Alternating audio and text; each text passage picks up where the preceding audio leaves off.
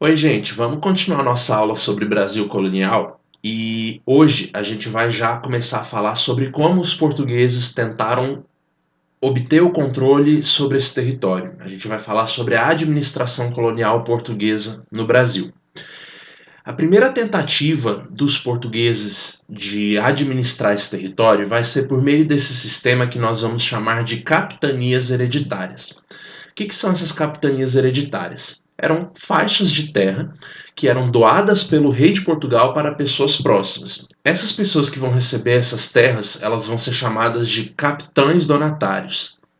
Eram pessoas que faziam parte da corte portuguesa, pessoas de grande influência no governo português e que vão, portanto, receber essas terras do rei, e a partir desse momento elas vão ter a responsabilidade de explorar essas terras e de governar essas terras em nome de Portugal. Por que a coroa portuguesa vai fazer isso? Pessoal, por um simples motivo. A coroa portuguesa não tinha condições de administrar um território tão grande quanto o Brasil. Se você olhar no mapa, o território brasileiro ele é muito maior do que Portugal.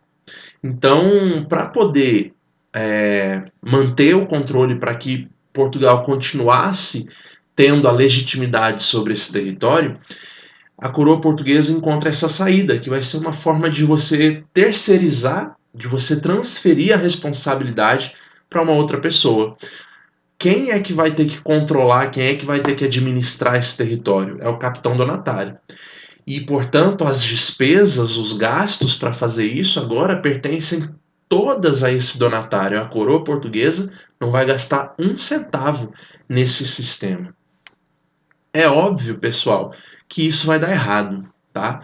E vai dar errado por vários motivos. O primeiro é que realmente, se a coroa portuguesa não tinha recursos para colonizar essas terras, para administrar essas terras, muito menos o capitão donatário. Ele não vai ter nem recurso e muitas vezes não vai ter nem interesse. Alguns donatários sequer pisaram nessas terras que eles haviam ganhado. Muitos nem saíram de Portugal.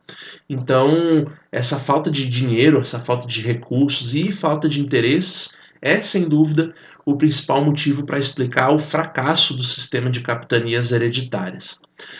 Além disso, a distância com a metrópole dificultava muito a comunicação entre a colônia e Portugal.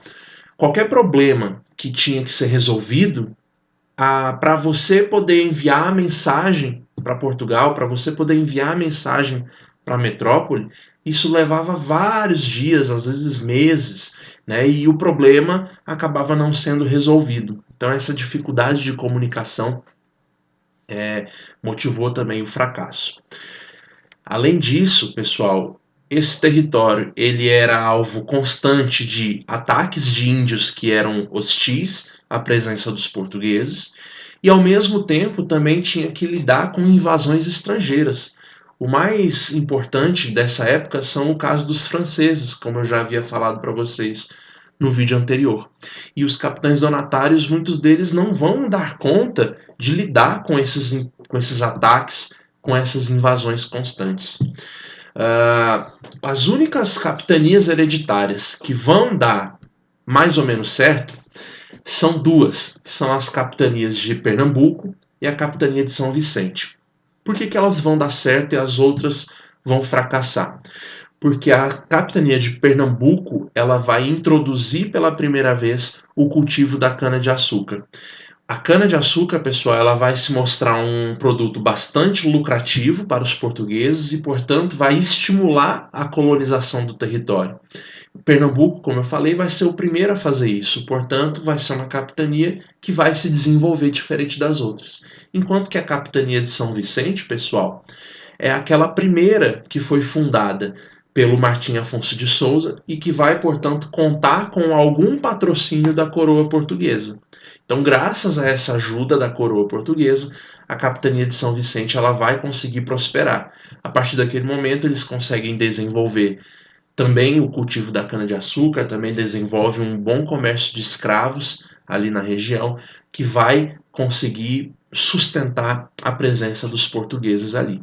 Agora, fora essas duas capitanias, pessoal, Esse sistema vai ser bastante fracassado. Esse mapa, tenho certeza que muitos de vocês já viram isso em algum momento na escola, representa essas capitanias hereditárias. Então vejam que são literalmente faixas de terras, certo? E aí você pode ver ali mais em cima a capitania de Pernambuco e lá embaixo a capitania de São Vicente, que são as duas capitanias que deram certo, que conseguiram se desenvolver. O capitão donatário ele vai ter vários direitos, mas ele também vai ter várias obrigações com essas capitanias que ele recebe.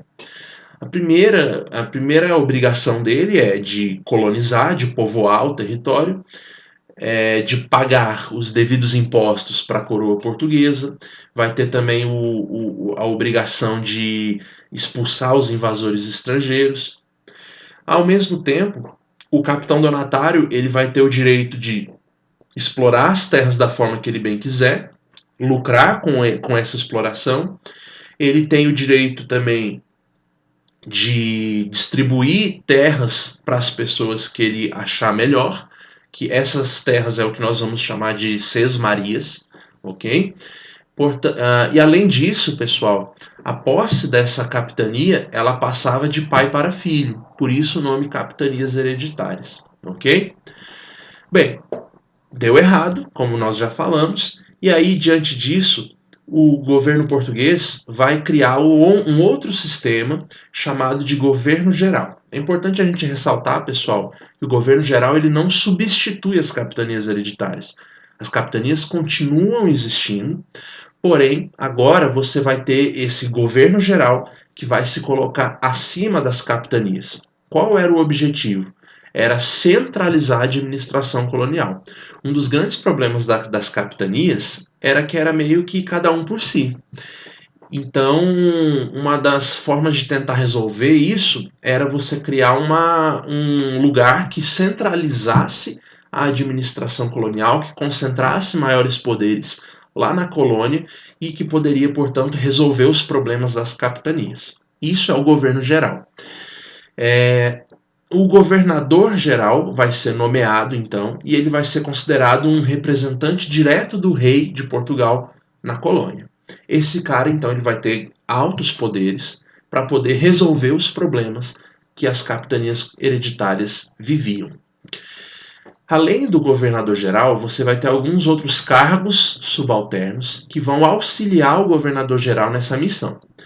A gente tem aí, por exemplo, a figura do Capitão-Mor, que cuida das questões militares, da defesa do território. Então, a principal missão do Capitão-Mor naquele momento era lidar com as invasões estrangeiras, era lidar com os ataques de indígenas. Você tem também ali o Ouvidor-Mor. O Ouvidor-Mor ele cuida dos assuntos relacionados à justiça, certo?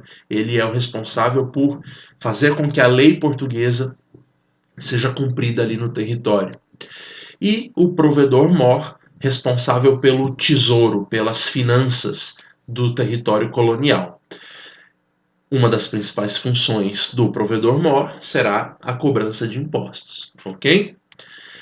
Então esse esquema mostra para nós como funciona o sistema de governo geral. Então você tem o governador geral acima de todos, os 3 cargos que eu havia mencionado agora há pouco para vocês, mas vejam que abaixo deles você ainda tem as capitanias hereditárias. Além disso, algumas capitanias que haviam sido bastante fracassadas, a coroa portuguesa vai novamente tomar posse delas e vão passar a ser administradas diretamente pelo governo português. Para que esses capitães donatários, para que os donos de terras nas colônias tivessem algum espaço político para eles, também vai ser criada as chamadas câmaras municipais. Era onde então esses chamados homens bons se reuniam para discutir sobre as questões administrativas da colônia. Tá ok? Bem, vamos falar sobre alguns governadores gerais que foram mais importantes aí ao longo da história do Brasil colonial. O primeiro que chegou é o Tomé de Souza. Então, em 1549, ele vem para o Brasil e aqui ele funda a primeira capital do Brasil, que vai ser Salvador. Então, para que você tivesse uma centralização administrativa da colônia, é preciso que você tenha uma capital, uma cidade onde se concentre os órgãos administrativos da colônia, certo? E essa cidade será Salvador. Por que Salvador, pessoal? É uma região que fica geograficamente mais próxima possível de Portugal, então a navegação entre Portugal e Salvador era mais fácil. E você também estava próximo ali aonde havia a maior produção de cana-de-açúcar, que era a capitania de Pernambuco. Então era uma maneira mais fácil de você escoar essa produção de açúcar por meio de Salvador em direção a Portugal. Beleza? O Tomé de Souza, pessoal, ele é também muito lembrado por ser o responsável em trazer os primeiros jesuítas para o Brasil. A Ordem dos Padres Jesuítas foi criada lá na Europa com o objetivo de catequizar, de levar o cristianismo para outras partes do mundo. Então esses jesuítas vão chegar no Brasil a partir do Tomé de Souza e eles vão ter a missão de catequizar os indígenas. Qual é o objetivo do Tomé de Souza com isso, pessoal? É pacificar os indígenas, é integrar os indígenas na sociedade colonial para que os portugueses pudessem se aproveitar dessa mão de obra indígena. Os jesuítas vão, de fato, entrar em contato com muitos índios, vão colonizar muitos desses índios, porém, os jesuítas não vão permitir que a mão de obra indígena fosse escravizada. Por essa razão, a gente vai ver daqui a pouco que a chegada dos jesuítas no Brasil vai se tornar, na verdade, uma dor de cabeça para os portugueses, porque os portugueses queriam escravizar os índios e os jesuítas, a Igreja Católica, se colocava no meio do caminho. Vai haver uma série de conflitos aí entre os portugueses e esses padres, ok? Bom, um outro governador-geral importante que a gente precisa ressaltar é o Duarte da Costa. Ele, como eu disse, vai ter uma série de conflitos com os jesuítas, uma vez que os jesuítas não admitiam a escravização dos índios. Além disso, Duarte da Costa sofre com uma invasão francesa muito intensa. É nessa época que os franceses vão se estabelecer na região sudeste do Brasil e vão fundar a cidade do Rio de Janeiro, certo? Então eles se estabelecem ali naquele lugar e os portugueses também vão ter muito trabalho para poder expulsar os franceses desse lugar. O próprio Duarte da Costa não consegue fazer isso. É só com o Mendes Sá, a partir de 1558, que ocorre a expulsão dos franceses do Rio de Janeiro. Além disso, vai haver também um acordo com os jesuítas. Os portugueses vão ter que aceitar a decisão dos jesuítas, embora houvessem algumas ressalvas, como, por exemplo, índios que fossem hostis poderiam ser escravizados, índios canibais poderiam ser escravizados. Eram considerados ataques contra indígenas, escravização de indígenas, eram consideradas guerras justas, como os portugueses chamavam. Então ocorre esse acordo aí com os padres jesuítas. Porém, ao mesmo tempo, a mão de obra ela é insuficiente. É nesse momento, pessoal, que os portugueses eles começam a trazer para o Brasil a mão de obra africana. Vão escravizar os negros na África e trazer para o Brasil para utilizar como essa mão de obra, já que a mão de obra indígena ela se torna pouca, ela não é suficiente para o que os portugueses planejavam.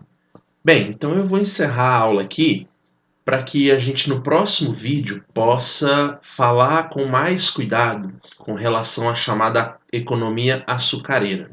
A gente vai ver como que a produção de açúcar no Brasil vai ser o motor da economia colonial e como ela vai também formar a sociedade colonial daquela época. Beleza? É um assunto muito importante, por favor não percam, tá bem? Então até a próxima aula, um abraço e até mais.